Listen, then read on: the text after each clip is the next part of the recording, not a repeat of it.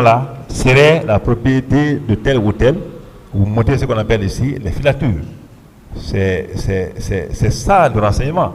Jusqu'à avoir un lien entre les éléments qui rentrent dans l'action par rapport à l'infraction qui se prépare. Alors, une fois que la drogue est saisie, ou bien une fois que le maître est saisi, les services s'arrêtent là. Et d'ailleurs, ils ne sont pas connus. Ce sont des gens, ils ne sont pas nombreux, mais c'est des gens, des personnes de confiance qui font des renseignements du genre. Et ce sont les renseignements opérationnels. Il faut que ceci donne l'ordre pour dire, écoutez, nous sommes sur les lieux, il y a ça, il y a ça, il y a ça, on est en train même de repartir, ou bien il y a ça, il y a ça, il y a ça. Et puis, c'est en ce moment que l'opération peut se passer. Donc, les services sociaux, c'était bien sûr un élément de ce secrétariat d'État. Bien. Et en ce qui concerne les manifestations politiques ou des manifestations sociales, est-ce que ces manifestations rentrent dans le cadre des services spéciaux? Venez prendre des renseignements et tout ce qui s'ensuit et remonter l'information. Je pense dans ma déposition. Les manifestations politiques ou sociales n'entrent pas dans le cadre des services spéciaux. En tout cas, mes éléments de services spéciaux n'ont jamais été enquêtés par un politicien. Bien. Alors, entre la date du 28 septembre, cette date historique du 28 septembre, et le pouvoir du CNDD, ce jour, qu'est-ce qui était en jeu? Je n'ai pas compris, hein? Entre la date du 28 septembre, je dis bien la date du 28 septembre, qui est une date historique, c'est le jour du référendum pour avoir l'indépendance de la Guinée, le 2 octobre. Et le pouvoir du CNDD, le jour de cette manifestation, entre les deux, qu'est-ce qui était en jeu réellement? De façon objective, qu'est-ce qui était en jeu? Bon, je ne sais pas si les gens comprennent ce que tu dis, mais entre le pouvoir de CNDD et la manifestation du 28 septembre, qu'est-ce qui était en jeu? Ça, je ne comprends pas cette question. Il faut reprendre sous autre forme.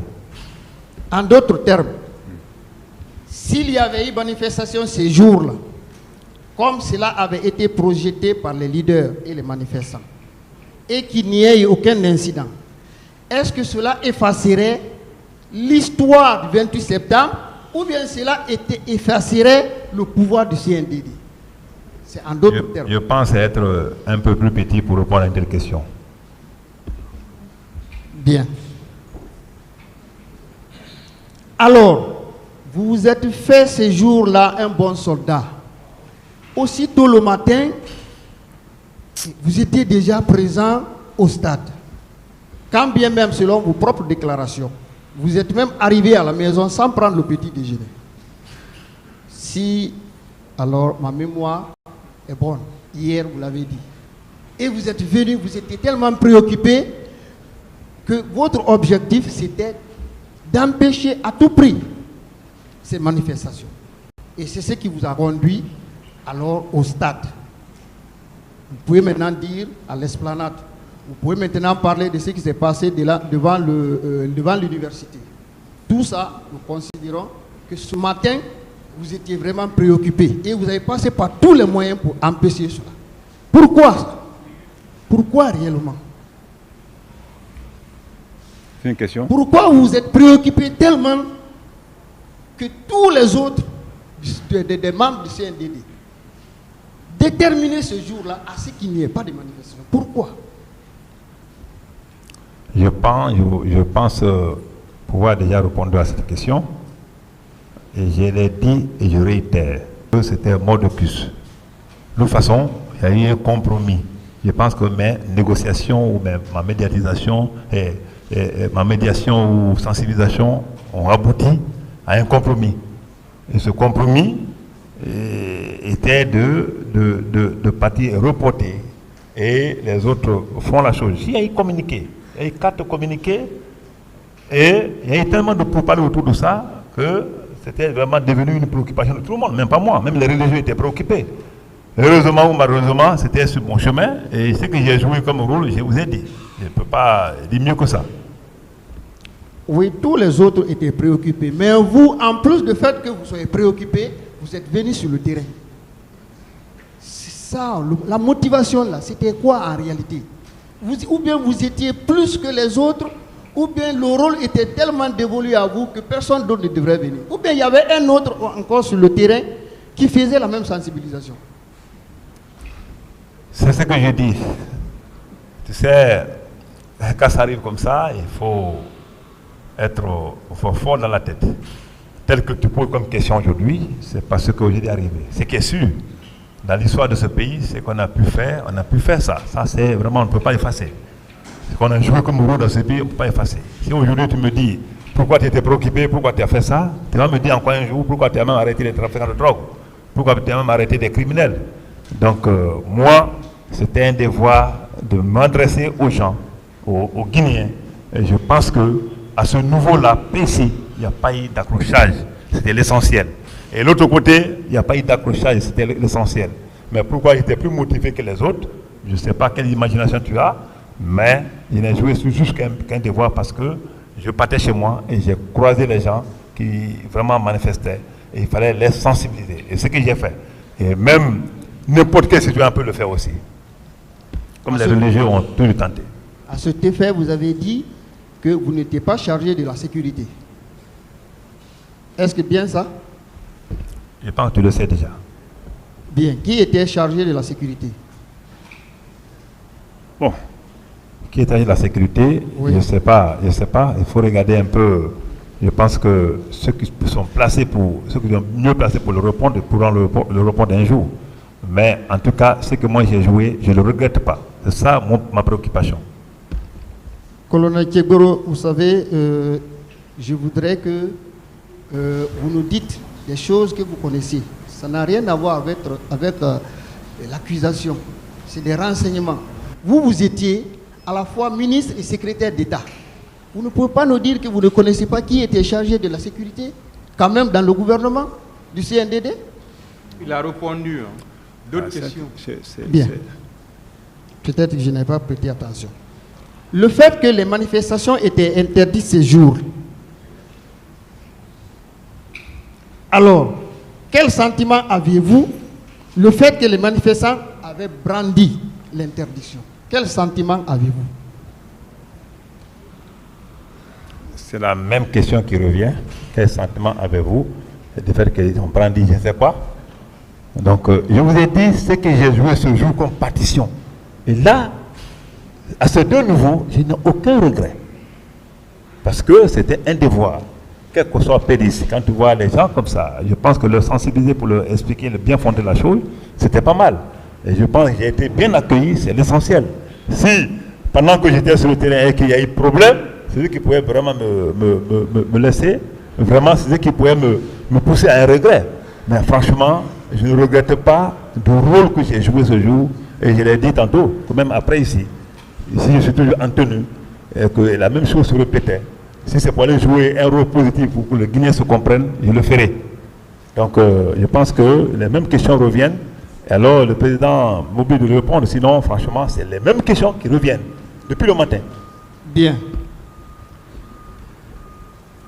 Le fait que vous étiez déterminé ces jours, avait-il pour objectif la crainte de ce qui allait arriver? Ma question. Oui. Le fait que vous étiez déterminé ce jour, depuis le matin, à empêcher à tout prix ces manifestations, n'était-il pas la crainte de ce qui allait advenir? C'est vous qui le pensez ainsi, déterminé ou non. L'essentiel, je t'ai dit que j'ai joué un rôle. Et si j'avais en tête cela, je pense qu'un consensus ne serait pas trouvé entre les leaders et moi. Dès lors qu'un consensus est trouvé, dès lors qu'on s'est séparés, je suis parti de l'autre côté, ils sont partis vers les militants, il n'y a plus de rien à faire. Tchegoro n'est pas responsable de ce que toi tu penses. Donc, ces questions, je pense qu'on va aller vers les chefs d'accusation portés sur ma personne. J'y tiens. Bien. Vous pouvez me rafraîchir la mémoire. Combien de fois vous êtes venu ce jour au stade? Je n'ai aucune réponse à ce niveau maintenant. Bien. Alors, je vous rappelle que selon vos déclarations, vous étiez venu le matin.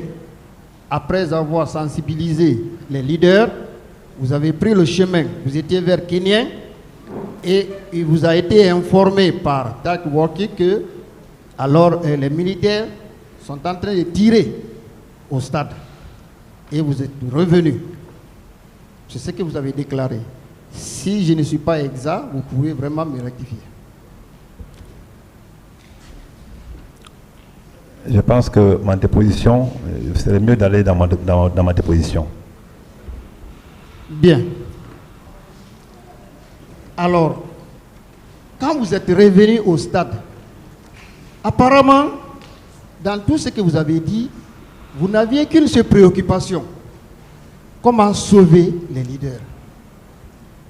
Et vous êtes parvenu à sauver quelques leaders, dont M. Selou Dalen Diallo et M. Jean-Marie Doré, feu Jean-Marie Doré.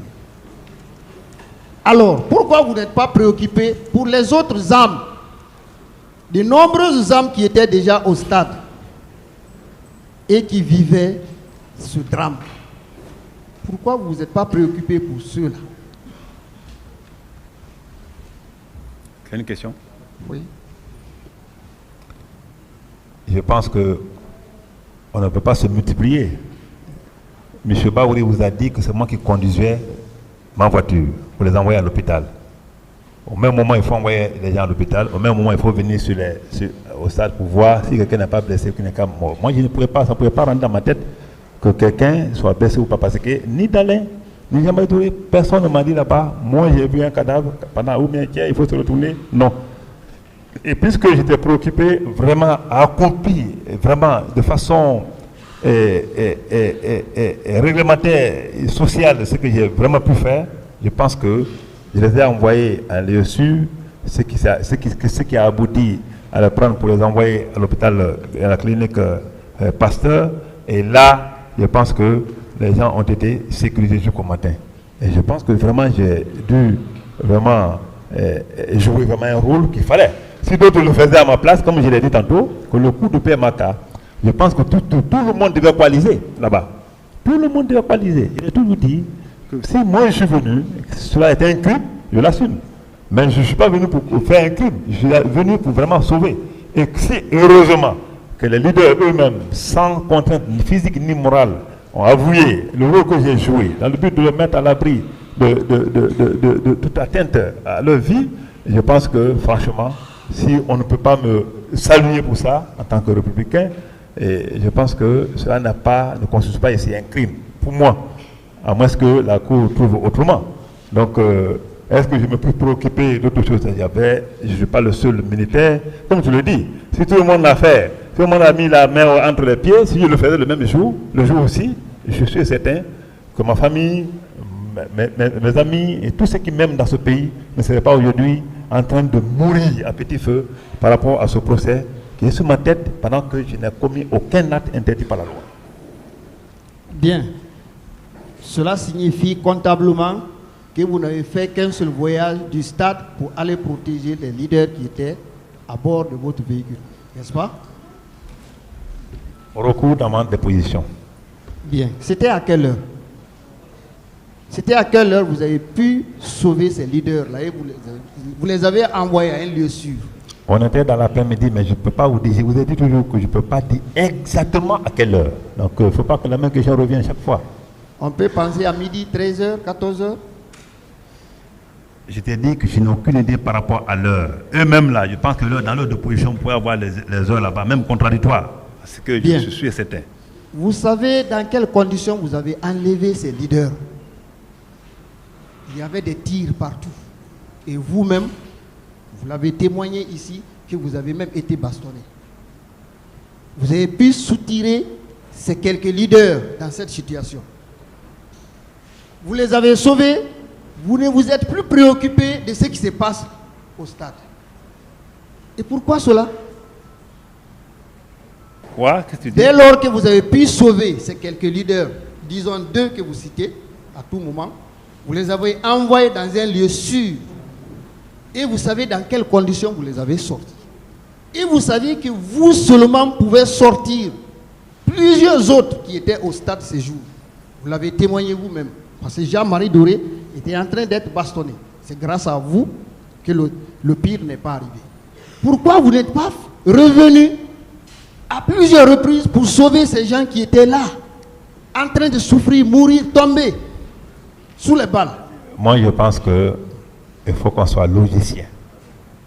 Si on fait la logique dans tout ce qu'on fait, je pense qu'on aboutit généralement à des solutions vraiment logiques. On n'a pas fait une répétition. Alors, quelqu'un qui a été braqué dans un stade. Moi, comme Baoui l'a dit, j'ai rencontré des gens que je ne peux pas identifier maintenant. J'ai rencontré des gens, je les ai dit, allez-y, bon, comme je l'ai dit, il y avait des tirs, mais par intermittence. Comment j'arrivais? Je l'ai dit.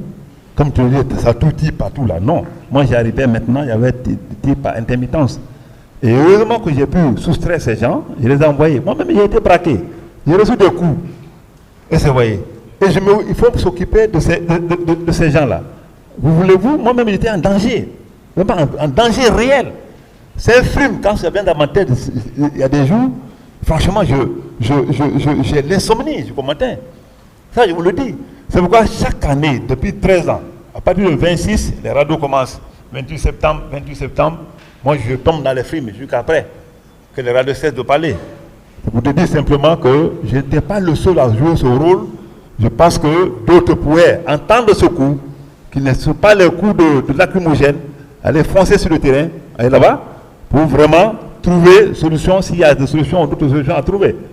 Je pense que j'ai joué ce que je pouvais jouer et je pense que cela a été apprécié par ceux qui m'aiment et surtout ceux pour lesquels j'ai fait, qui croient en Dieu et qui ont toujours le temps de le dire à la face du monde. Donc je résume les causes qui ne vous ont pas donné permis de revenir au stade. La fatigue et puis aussi vous étiez aussi en danger vous-même, n'est-ce pas? Aussi à autre cause, vous pouvez aussi les donner. Vous avez bien suivi ce que j'ai dit. À ce niveau, je n'ai aucune réponse. Bien.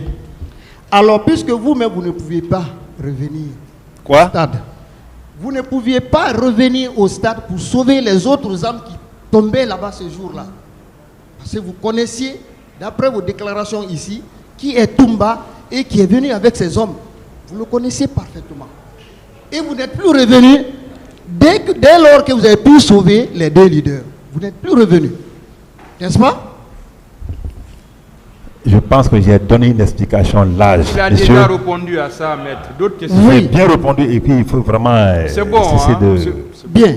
Je demande maintenant, parce que je voudrais juste la confirmation de ce que j'ai dit.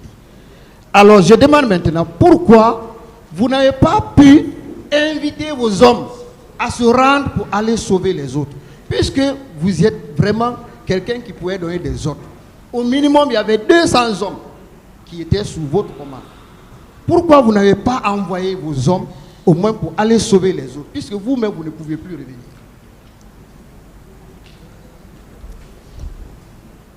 Ce pays a problème, monsieur le procureur, monsieur le président, je veux dire. Et même en le voyant poser des questions, on comprend beaucoup de choses. Pourquoi vous mais je ne rentre pas dans ça. Non, mais c'est pas parce que cette question a été débattue hier. Répondez à la question. Débattue, je n'ai pas de réponse à cette question. Bien. Alors, il y avait 4 pick-up selon vos propres déclarations qui étaient stationnés de part et d'autre du stade. Quel rôle ces 4 pick-up ont joué le jour de la manifestation? Quel rôle? Surtout à la suite de l'attaque, des massacres. Vous pouvez nous indiquer au moins, puisque ces pick-up là quand même vous les connaissez. C'est une question? Oui, les pick-up qui étaient stationnés de part et d'autre. Selon vos déclarations, il y avait 4 pick-up. Oh. Au stade, de part et d'autre du stade. C'est moi qui t'ai dit ça. Hier, vous avez eu à déclarer ça. Non. Je peux le prouver parce que ça a été arrêté. Par rapport au pick-up, qu'est-ce que vous avez dit donc? J'ai vraiment fini de dire ça hier, je ne reviens pas là-dessus. La partie là, je ne reviens pas sur ça. Maintenant, le rôle qu'ont joué ces 4 pick-up, est-ce que ces 4 pick-up ont servi au transport seulement de vos hommes qui étaient là-bas? Ou bien des malades, ou, pardon, les blessés, des morts, Alors, on transitait dans C'est le vous qui pick-up. parlez de 4 pick-up et c'est vous qui parlez de rôle joué. Ceux qui dirigeaient ces pick-up, s'il y en avait 4, pourront vraiment répondre à cette question. Mais je vous dis que cette question a été débattue hier. Ce n'est pas juste. Vous Parce pouvez que nous sommes dans un pays où on sait quoi. C'est votre droit de vous dédire, hein, puisque la situation est en train d'aller à un certain niveau. C'est normal. Bien. Alors, au moment où vous étiez en train de parler avec les leaders, d'abord au niveau de l'esplanade, est-ce que le stade était déjà ouvert, les gens étaient en train d'entrer, ou bien le stade était fermé?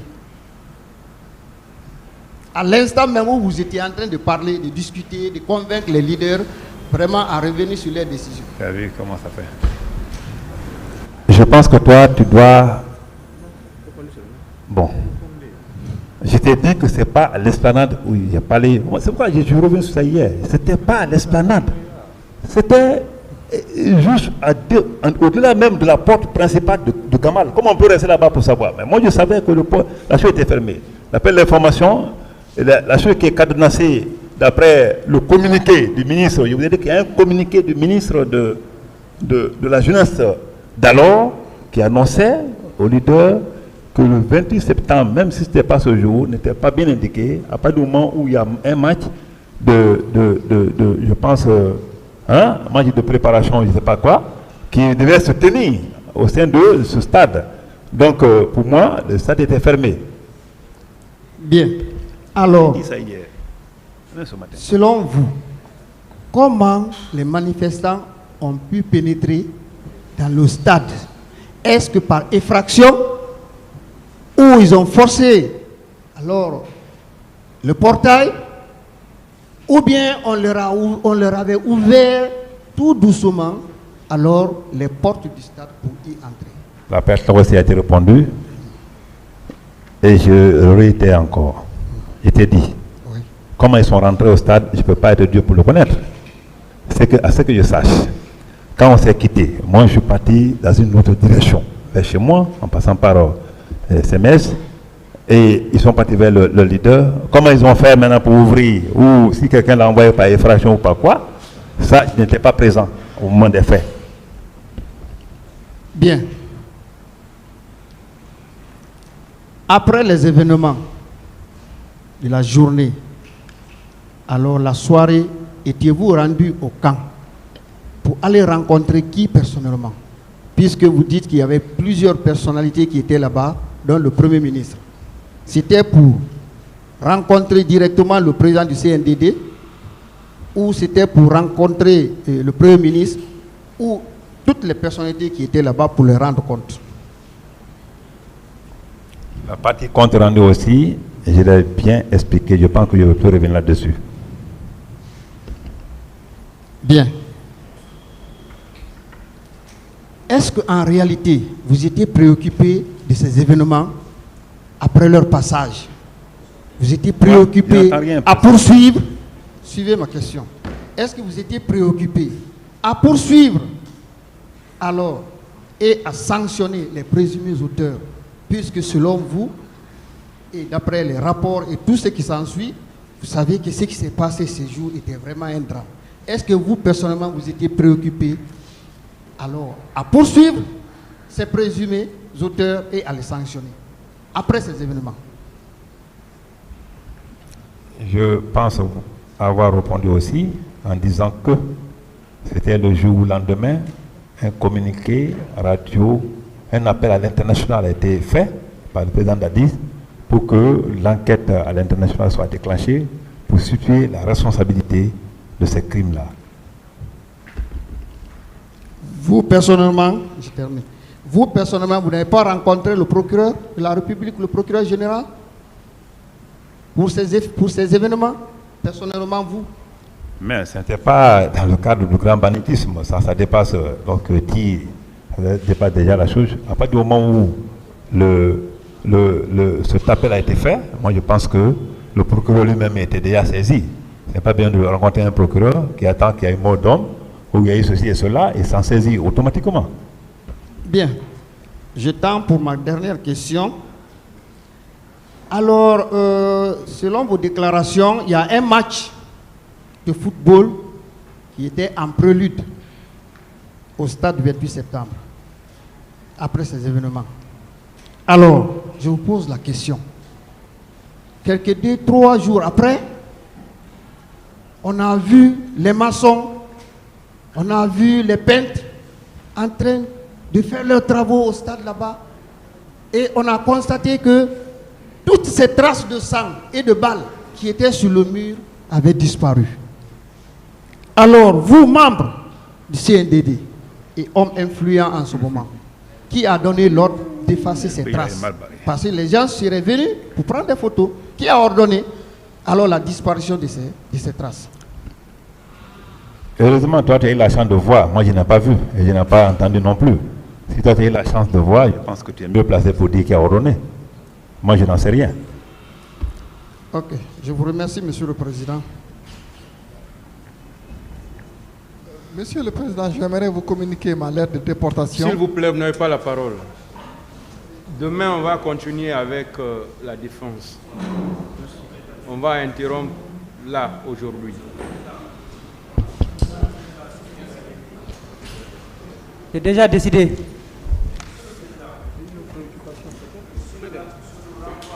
L'audience est renvoyée au 12 octobre 2022 pour la suite des débats.